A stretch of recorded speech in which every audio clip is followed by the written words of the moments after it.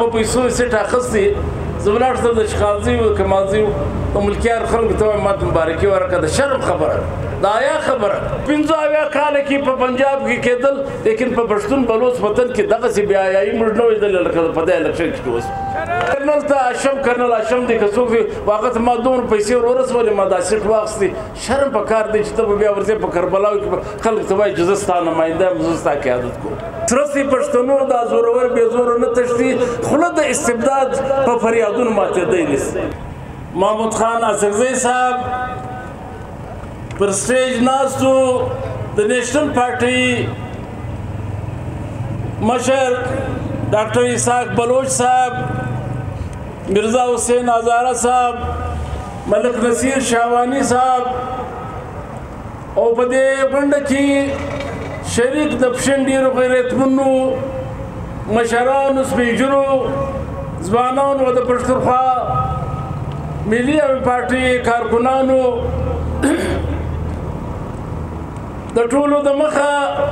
لکه څنګه چې تاسو ته معلومه ده چې د نن دغه ناسته دا غونډه چې په 8 فروری د پاکستان په ریاست کې چې کوم انتخابات وشو او د انتخابات په نتیجه کې چې خلکو چاته ووټ ورکړي او نتیجه څنګه راله د هغې په خلاف د څلورو جماعتو په مشترکه دا احتجاجي سلسله شروع کړه په دې سلسله کې په کوټه کې او په مختلفو ځایو کې جلسې وشوې مظاهرې وشوې او احتجاج تر اوسه پورې روان دی او نن په پښین کې په دا سلسله کې جلسه ده زما څه مخکې زه نه غواړم چې ډېر وخت واخلم ولې چې اذان وشو المنظور به کوي خلک مشر به وینا کوي او خلک مشر به وینا اوري زه دا وایم چې دلته د سیاسي جماعتو مختلفو خیالاتو هغه د خپل نقطه نظر سره د دې الکشن جایزه واخیسته زه به مختصرا دا وایم چې د پښین خلک نن د حاجي محمد علي ناست دی د ملکیارو زه د تماول څوک چا الکشن وګټي زه پر دې نه یم چې نن څوک دعویداره دي او مبارکي اخلي هغو ته شرم پکار دی رعایا پکار دی چې دا د کمالزي خلک یعنې زه که نن راورسم د تور شاه سره تعلق لرم او سبا زه په دروغو ما په پیسو سیټ اخیستی زه ولاړ شم د شخازي و کمازي د ملکیار خلکو ته وایم ماته مبارکي ورکړه د شرم خبره د حیا خبره دا کارونه خو په 75 کاله کې په پنجاب کې کېدل لیکن په پښتون بلوچ وطن کې دغسې بې حیایي موږ نه ولیدل لکه په دې الکشن کې اوس په یو دال کې کوم چې امیدوار دی وایي کامیاب سوی دی د هغه د ټلیفون دغه ګرد پاکستان واورېدل په خپله وایي ما پلاني کرنل ته کرنل اشم دی که څوک وي واقعت ما دومره پیسې ورسولې ما دا سیټ واخیستې شرم په کار دی چې ته به بیا ورځې په کربلاو کې خلکو ته وایي چې زه ستا نماینده یم زه ستا قیادت کوم نو هغه ورځ هم چې په کوټه کې جلسه وه مشر ناست و زما مشر سردار اخترجان مینګل صاحب ناست و ډاکټر مالک صاحب ناست و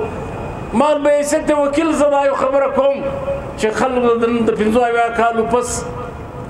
دا ملک دې ځای ته رسېدلی دی چې پر دا خبرو به اوس نه ګایږي چې پام 45 د چا و نالک سي پر دا پام 45 باندې چې تا یوه ته هم ورکړي به بل ته هم ورکړي ګرد د دنیا خبره ده چې شوس په کوټه کې ته راځې د سردار اخترجان په مقابله کې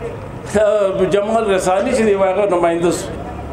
د ګور څه په پنجاب کې چا څه پوښتنه وکړه چې چیرې اختر مینګل دی او چیرې جمال رساني دی چې هغه آل و چې د یوې میاشتې د زیارتوال صاحب خبره وکړه چې ځینې خلکو د عمل قرضداره کوي نن هر سړی قرضداره دی په اربونو روپۍ نو د دې ملک د بدقسمتي دا وه چې کله تقسیم وشو هندوستان تقسیم شو نو د دې د بدقسمتي څه دا د پاکستان قیادت فوجي قیادت ته ولاړ نن به یو خبره رابطه زموږ د مشران څخه دا خواست دي چې په د کوټې په جلسې کې وویل چې نن ټریبیونل ته مه کښېنئ دا هغه عدالتونه دي چې دا د تیر 2018 الیکشن دغه تر سره دغه فیصله کړی دی که بیا ودې تک شنو نو نن زه په هغه جلسه کې ما دا خبره وکړه چې 50% ځوانان د بلوچستان چې د دې راست د ظلم د دهشت دغه خلک ورک دي په زړه او خلک دغه لاشونه غورځوي هغه نن ښځه د نر دي راوتلي دي هغه د پارلمنټ د پاکستان د مسؤلو حل نه دي زموږ د قومو د مسؤلو حل نه دي نو د هغه حال پښتون هم دې ځای ته رسېدلی دی د دې نو زه یو خبره دا کوم په وړاندې کوم چې زموږ په دې مشرانو کې دا صلاحیت شته ولې دا مشران چې دي د دې د پیسو دغه په پیداوار نه دي د خانشین زوی دی ناست دی بشر چې ناست دی د هغه یو دومره لویه مبارزه ده چې هغه په ټول هندوستان کې سردار اخترجان مینګل د سردار عطاالله زوی دی چې هغه د دا ووټ د ولس ووټ د حق اخیستلو دپاره جیلونه ګاللي دي قربانۍ ورکړي دي جوړې کړي دي خپل بچیان سردار عطاالله خپل زوی دی په جیل کې و د مشر زوی چې دی هغه پورته کوي ورک شهید یې کړي ته نن پرې لاش نه دی مړه شوی نو موږ دغه زموږ قیادت دی او په دې قیادت کې دا صلاحیت شته چې زه دا وایم که زه دا خبره وکړم چې نن په بګر پاکستان کې که وګورې چې دغه د پښتنو د بلوڅو کوم قیادت دی د دې په کردار او په سیاست او په تجربه هېڅوک مقابله نشي کولی دغه ګر دا څوک چې دا نواز شریف و دا زرداري و د چا پر مینه ناست دي هغه موږ خو زموږ پارټۍ خو په هغه ورځ چې کله شهباز شریف صاحب هغه څوک نگران حکومت وټاکي نو موږ ته دا احساس موږ ته دا یقین شو چې دا پاکستان اوس د دې ریاست پر بله خوا روان شو سردار اختر مینګل صاحب په هغه اوله ورځ هغه شهباز شریف ته نه هغه نواب شریف ته ولې چې نواز شریف یې څه موده دپاره دا ویلي وو چې زه د خلکو د رایې سره ځم په دې ملک کې به اوس ریاستي کومې ادارې چې دي هغه په سیاست کې مداخلت نه کوي نو دغه پښتنو بلوڅ قیادت هم د ملګري شو چې خدای دې راولي چې موږ ستا مشري منو ته مخته شه چې په دا ملک کې موږ د ریاستي ادارو مداخلت په سیاست کې ختم کړو نو سردار اختر مینګل یو خط ولیکئ چې د هغه تر اوسه جواب نه دی راغلی چې تا چې کوم په بلوڅ بیلټ په هر ځای ورته ډیت سکواډ چې د بلوڅو سیاسي کارکنانو او پښتنو سیاسي کارکنانو او د خلکو په وینو د دې لاسونه سره دي هغه د دې ملک سربراز ته د سرفراز بوختي چې دی هغه به د دې فیصله کوي او انور الله کاکړ به دې فیصله کوي او د هغې نتیجه موږ هغه اول وخت هم په دې خبر وو خو نن بیا دا مشران ته وایي چې محمود خان ته زموږ مشر یې مخته شه سردار اخترجان مینګل ته مخته شه چې د کوم متحده هندوستان قیادت هغه باچا خان کولی شي خانشین یې کولی شي د مظلوم ولس څخه نو د پاکستان د مظلوم ولس قیادت ونشي کولی خو یو خبره به بالکل ښکاره کېږي چې د زیارتوال صاحب خبره وکړه چې نه دا ملک چې چا قرضدار کړی دی هغه د سیاسي قیادت د وجې څه نه د دې ملک فوج چې دی هغه دا ملک دې ځای ته رسولی نن به په ښکاره دا خبره کوو چې آیا په سیاست د فیصلې به د کومو د مستقبل فیصلې به د دې ملک ریاستي ایجنسۍ ادارې ایسای او رمای کوي که به محمود خان او اختر مینګل او ډاکټر مالک صاحب کوي زه دا وایم د دې مشران څخه زموږ دا خواست دی چې نن په ښکاره خبره به ټریبونل ته مه کښېنو دا ټریبونل چې دی دا صرف فراډ دی لکه څنګه د 8 فروری هغه هم ما د یو قانون د ولایت مطابق وکړي زه وکیل یم تا څنګه الیکشن وکړي هغه ګرد دنیا ویلي دا ولس ویلي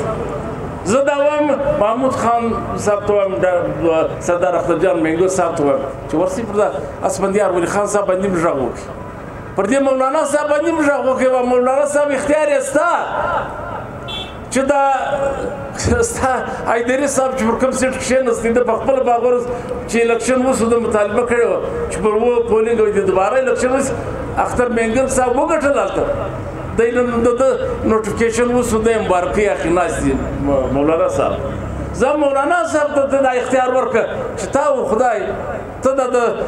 کلاتو د مستون د قومي سیټ فیصله او د پښین د دوه سیټانو فیصله ته وکړه چې دا ولس چا ته ووټ کړی دی موږ قبوله ده خو راسه نن د دې بل کې یو دا فیصله وکړو چې آیا په دې ملک کې به تر دې بعد فیصله یوه فیصله سوې ده. لکه زما ملګري چې دلته وویل چې دلته دا جعلي په پیسو چې کوم اسمبلي راوسته، دغه اسمبلي به دوه ځله د سینټ انتخابات هم کوي د شپږ کلو دپاره، او هغه د دې دپاره د ګرد پلانینګ کړی دی چې د پاکستان نن د سوای د بلوچستان د وسایلو بل ته رانه چلېږي، هغه دونه قرضداره سوی دی. هغه دې ځای ته رسېدلی دي چې د بلوچستان وسایل په هغه باندې که د ریکورډک په ذریعه خرڅوي کې د هر بندیا په هغه به دا ملک چلوي، دا ملک نه چلېږي. نو نن به څه کوي؟ دغه قیادت یې د دې دپاره راوستي چې دا وسایل لوټ کړي، دا وسایل غلا کړي او پر دې باندې د بلوچستان اسمبلي او د سینټ تصدیق هم وکړي چې دا قانوني حیثیت ووایي. نو یو ډېر لوی پلانینګ سوی دی د دې بلوڅو، پښتنو او سندیانو د وسایلو د لوټلو لپاره. زه دا وایم چې دا قیادت باید چې راوځي په ښکاره یو خبره کښېږدي او د دې ملک ټول هغه قیادت چې هغه واقعي په جمهوریت یقین لري، د خلکو په رایه باندې یقین لري، د ووټ په تقدس باندې یقین لري، او هغه په دا خبره یقین لري چې د دې ملک عسکري قیادت او فوج او د دې ایجنسیانې باید چې د سیاست په چارو کې نور کار ونه لري. نور خبره تر ځبه لاندې کول نه ده پکار. ولې که زه دا خبره کوم که دغه الکشن دا 15 کاله هم موږ پر دې خاموش سو، په دې ملک یو تحریک جوړ نه سو، سیاسي کارکون بیا د یوې پارټي سره نه پاتې شي. زه په خپل یو سیاسي کارکون یم چې زما د 40 کالو مبارزه څه معنا لري. یو بل سیاسي ورکر په زه پر کوم بنیاد جوړم چې د شهید ورفکر باندې راغونډ سه او 40 کاله بعد بیا راځي یو سړی به په پیسو ټیکهدار دی، په پیسو سیټ واخیستې هغه د نمایندګي کوي. نو د دې خبرو سره چې بعد اذان سوی دی، مشر به په تفصیل سره وینا کوي. زه په آخر کې د پښتون شاعر یو شعر وړاندې کوم، مبزي اجازه اخلم چې سرسي پښتنو دا زورور بې زوره نه تښتي، سرسي پښتنو دا زورور بې زوره نه تښتي، خوله د استبداد په فریادونو ماتېدی نسي. زه مې کړی چې پښتون ګټم، دې کې د پښتو په دولتونو خرڅېدی نسي.